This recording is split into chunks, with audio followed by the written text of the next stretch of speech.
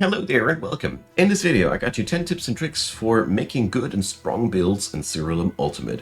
I will cover various things that I hope will help you in defining strategies and ideas and improvement things for your builds, and I hope that by the end of this video I was able to help you a little bit to make your builds better or give you an overview about how all those things generally work.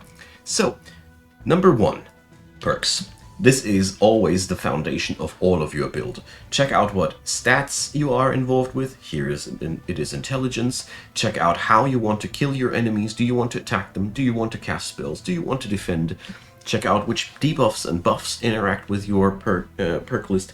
There's much variance here, and it's impossible for me to generalize what will work for your build because there's just too many different specializations. But it's always true that going over this list first, checking out what are the baseline mechanics, is something that'll help you on the next step, which is number 2, how to find now traits and monsters that interact well with your specialization. The list is really long, and as you can see here, there's really a ton of things that you can go through.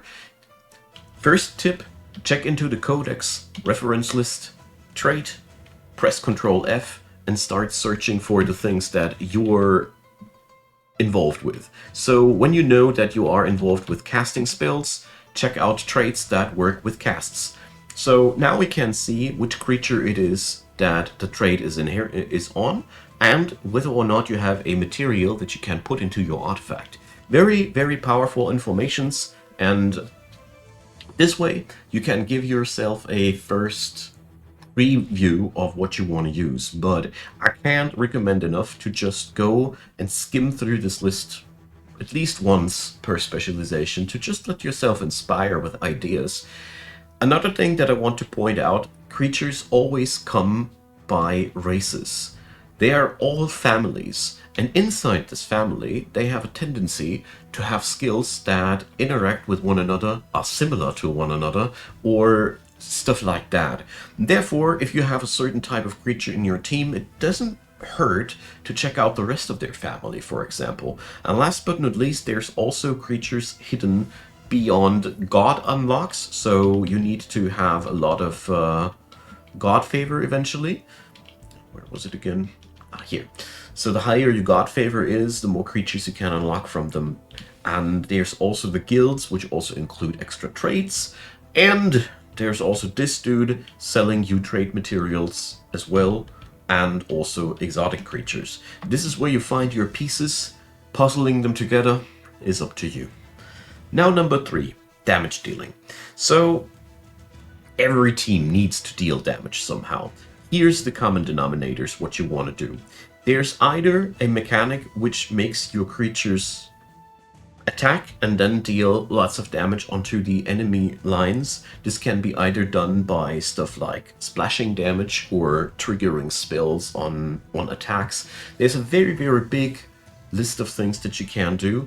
And the other thing that we also always love to do are traits that automatically deal damage when something particular happens. Let me whip out one of my favorites, the Djinn Pyromancer. So whenever somebody casts manually a spell, that's when you give a command, you deal damage to all enemies equal to intelligence. There's a couple of these mechanics that start dealing damage when a certain thing is happening. This is called, in game turns, indirect damage. When damage originates out of the traits of a creature, this is what the game means when it talks about indirect damage. Everything else is not indirect damage, spellcasting and attacking. Ideally, I try to have everything on my team a little bit. Spellcasting and indirect, or attacking and indirect. I often leave out one of the modes of attack entirely.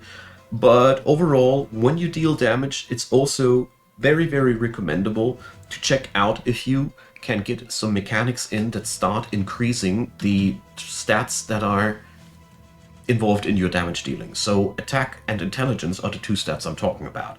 There are various mechanics that will increase these stats, either by stealing stats via spells, or traits that start increasing certain stats when a condition is met, like getting a buff, getting a heal, another ally dies. There's plenty of other methods. What remains true is that it so much pays off to have at least one scaling factor in your team that allows you to pump up the damage attributes further and further and further when the fight goes long. Because many fights will be determined in one turn, but many fights also will take very, very long. Which brings me to number 4, turn 0 burst. So this is a very, very interesting thing. Turn 0 burst is what I call when you start the battle, you haven't even given a single command, and the enemy explodes instantaneously. The Volps are one of the best creatures to feature to show you what I mean. So, where is it? One of these has the damage dealing. I was on the wrong one here. There we are, Skyward. So, as you see here, the first 3 spells of this thing have an automatic chance to be cast at the beginning of a battle. This is just one of the many things. There's conditions like these hidden in perks, other creatures that do this, but this way you can create a turn 0 burst. What is this good for? This farms excellent. Just whip up a configuration that deals tremendous amounts of damage automatically when the battle starts due to triggers, and then just go through realm instability 0 realms and just explode things left and right. It saves you time, it is very convenient, and I love to have at least one team that has that, but generally speaking, thinking about a turn 0 burst strategy is always interesting because it speeds up your whole questing mechanics a lot. It's no must-have, but it's certainly really nice to have. Number 5, Robustness. So, your creature's robustness is entirely linked to health and defense. These are the 2 stats that are integral in soaking damage. You can also bring up conditions Shelled to block entirely in an attack, and Barrier to give you artificial HP. Either way, I found it also invaluable to have a way to increase my defensive stats inside of my build. Luckily, you don't need to worry about it too much. It is much harder to increase damage permanently, or maybe I haven't found the spell yet myself, but defensive stats, determination for example. Your creatures just gain a whole lot of defense and max health. This spell alone, if you put it into your team, configure it via generosity, put it onto weapons where it can, artifacts where it can get auto triggers. Whatever you do, determination is one spell that gives your team long-term robustness. Pair it up with some creatures. Especially recommendable are all creatures that lower the entire incoming damage by a percentile value. These are among the most valuable ones. So there's many different creatures that can do that for you. There's the fortress creatures that do a good job on that, and various warrior creatures out of Gonforian's realm. I forgot their family name again. It's just too many creatures. But altogether, it stays true that you want to have a certain scheme to make your defensive stats go up, and in the worst case scenario, you just use that one spell and you are already on a good foundation. Here, Doom Guards, that's the one I've been talking about. These also have some nice damage reduction traits that I can only recommend. Now, so limitations. Number 6. Every build has things that it is not good at, and I really strongly recommend to try to focus yourself as hard as you can on the things that your specialization does well. One of the things that happened to me when I was new to the game that muddied down my builds mostly was me trying to achieve everything at once. You don't need to do that. You really only need these 3 mechanics in my opinion. Damage dealing, something that does increase that does scale damage dealing. Robustness, something that does scale that robustness as well. Resurrection mechanics and such help too. And some way of a turn 0 or turn 1 burst for entire teams. These 3 things are the fundamentals that make a build already work, and from that on out, you can work yourself deeper into what you want to do. But don't try to make a build that utilizes things that don't belong into their specialization. It really doesn't work well, and it dilutes your power massively, because this build lives off of the capability to multiply the power of things via perks.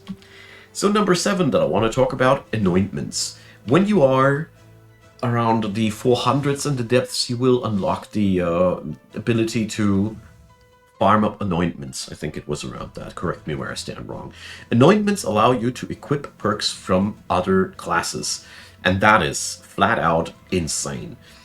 Overall, I do recommend to pick up anointments that do counter problems of your build, for example, but generally speaking, try to get yourself anointments in that are no-brainers, that just work everywhere.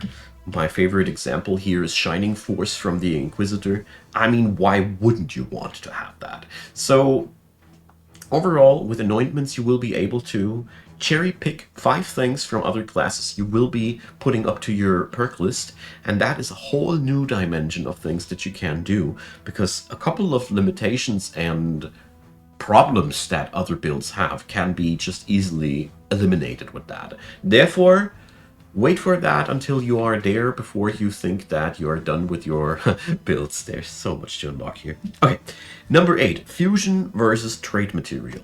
So here's a bit of a problematic thing. So your creatures can have naturally up to 3 traits, maybe 4 with nether stones, but normally you have the trait of the creature, you have the trait of the fusion partner, and you have a trait that comes in an artifact slot. This is the normal way of things. Usually I like to look at my, if I want to fuse something, I love to look by now into my codex list whether or not I have that trait material in my possession. Because if you have that trait material, consider slotting it into your artifact, because trait materials are much rarer than fusion partners. Getting a fusion partner for your creature is actually quite easy. Getting exactly that trait material into your artifact that you want specifically on that creature can be sometimes really, really a pain. Therefore, when you are already a little bit deeper down in the game, when you want to fuse a creature, I find it a pretty useful habit to check on out if you have the trait material in storage, and then consider whether to put it onto the artifact or not, because it brings me to number 9, leave room for changes. Your build has a lot of definition slot, but the most of the things that you put onto your build do cost you quite a lot of resources over the course of the time. So the more powerful a build grows, the more resources you will have invested into your artifacts and such. Therefore, I found it to be really, really useful to increase my traits slowly and always try out what I have put up next, and then try out if I really need that extra damage upgrade so badly like I thought during theory crafting, or can I leave that slot open for more utility, or a turn 0 burst, or some resurrection automatics. If you plan your build entirely on the planning board and then fill it out entirely in the same moment, you do risk that any mistake you made during your theory crafting phase is then costing you resources. I mean, I don't want to advocate against making entire builds on the board, really. Just try to implement it stepwise, so you can see which parts of your build maybe don't work as you thought they would, because the complexity of this game is quite a beast. And I gotta say, many things that I thought they would work out like that, they did work out a lot different than I thought. And then number 10, Instability 5 and Gate of Gods. So if you want to know whether your build is good or not, it's a really easy test. If your build is able to run through Realm Instability 5 without dying and getting it done fast, you're stupidly strong. Congratulations. If you want to know if you are insanely stupidly strong now, go to the Gate of Gods and start killing those gods on their highest difficulty level. Your team will be level 100, the enemy will be way beyond you, and if your team really shines, they can beat even that. and you get a really nice reward for killing all of the gods with one specialization. I want to take away, though, that you will most likely have to swap out a creature or two here and there, because some of the fights are very puzzle-like. They don't follow the same rules, so don't be surprised if you have to change something up to win a battle. But overall, these two things, the Gate of the Gods and the Instability 5 runs, are basically your last test to see whether or not your work is really shining. Obviously, you can take it even further and increase the difficulty in this area here as well, if you really want to, that is. But yeah, this is how I personally compilate all my builds by now, and I hope that sharing my method was somewhat helpful to you. I really love this game and I hope more people play it, but I've also been extremely overwhelmed and I really didn't know what I was doing when I started on out here, so hopefully I was able to clear out the confusion a little bit.